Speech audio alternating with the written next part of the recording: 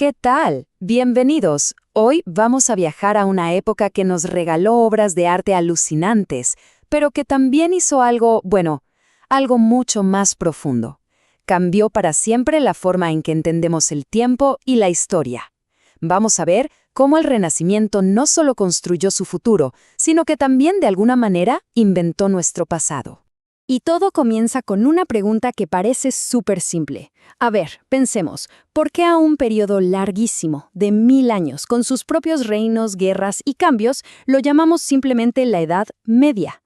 ¿Media entre qué exactamente? Y lo más importante, ¿a quién se le ocurrió ese nombre y por qué? Miren, esta es la línea de tiempo que seguro conocen de la escuela, ¿no? La historia occidental dividida en grandes bloques. Tenemos la Edad Antigua, la Moderna, pero fíjense en ese pedazo gigante justo en el centro, la Edad Media. 1000 años definidos por estar en el medio. Para entender de dónde salió esta idea, tenemos que conocer a quienes inventaron este mapa del tiempo.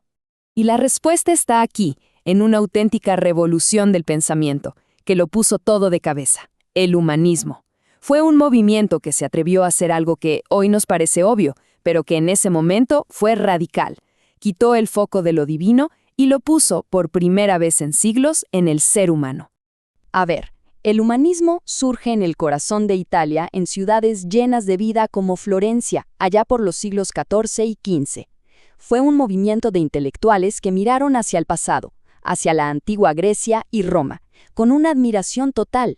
Estaban convencidos de que ahí se había alcanzado la cumbre de la civilización, y su misión era una: recuperar esa grandeza.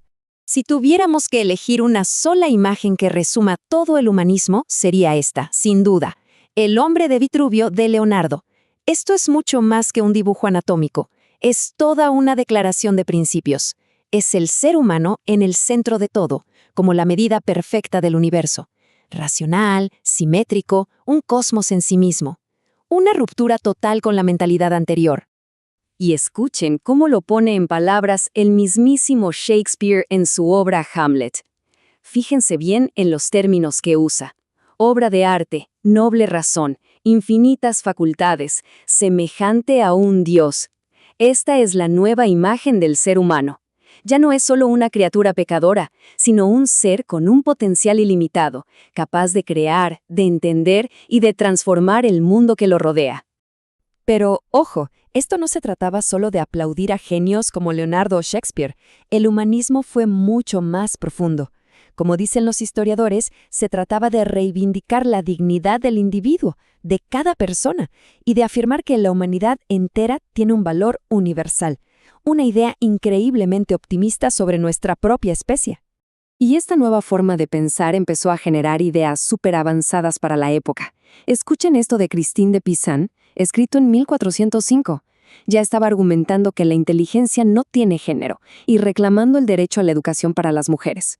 El humanismo, al poner la razón en el centro, abría la puerta para cuestionarlo absolutamente todo.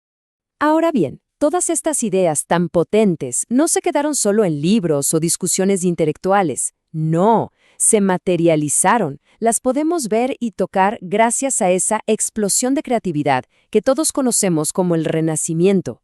El arte se convirtió literalmente en el espejo de este nuevo ser humano. Y es el propio Leonardo el que nos da la clave para entender este cambio. El artista deja de ser un artesano anónimo que repite escenas religiosas siguiendo reglas estrictas. Ahora es un creador, con un poder casi divino. Como dice él, es Señor y Dios de su propia obra, capaz de imaginar y dar forma a la belleza. Y bueno, los resultados son simplemente espectaculares. Miren estas dos obras maestras. A la izquierda, la Escuela de Atenas de Rafael, que es una celebración de la razón, la filosofía, el pensamiento humano. Y a la derecha, la Piedad de Miguel Ángel, que nos muestra un dolor tan profundo, tan real, tan humano, que es casi imposible no conmoverse. Son la prueba de que estos artistas eran, en efecto, dioses de sus creaciones. Pero la revolución no fue solo en pintura o escultura. Miren esto, la arquitectura también se transformó.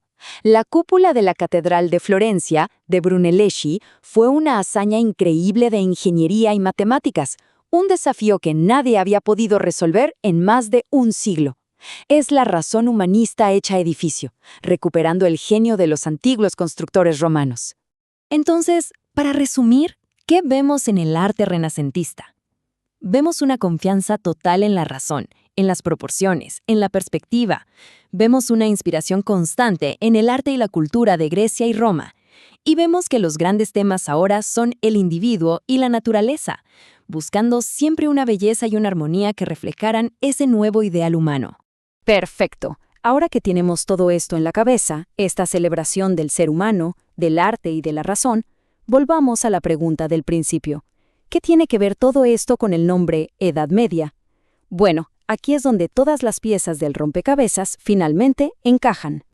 Y acá está la gran revelación.